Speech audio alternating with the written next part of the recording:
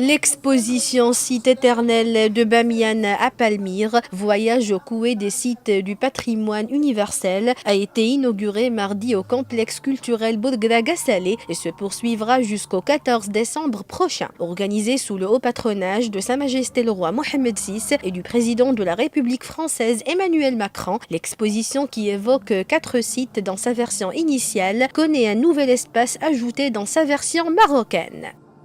Cette exposition est riche de symboles. Elle vient à point nommé répondre à la politique de Sa Majesté le roi visant à promouvoir le patrimoine national et à le préserver et préserver aussi le patrimoine universel et humain. Elle illustre la conviction de Sa Majesté le roi Mohammed VI qui croit fermement que en visant la protection du patrimoine, la protection du patrimoine universel, c'est poser les jalons et les fondements de la construction d'une paix durable.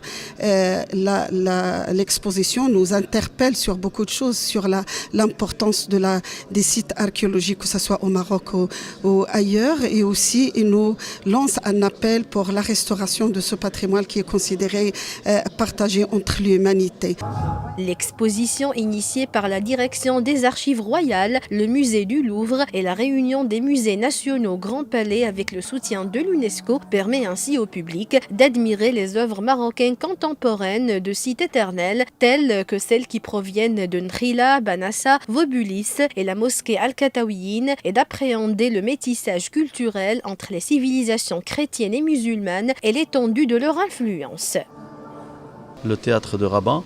Donc cet espace est dédié aujourd'hui aux activités culturelles et c'est la première activité aujourd'hui en exposition. Donc vous voyez, donc nous avons équipé ce lieu pour qu'il puisse recevoir les grands événements.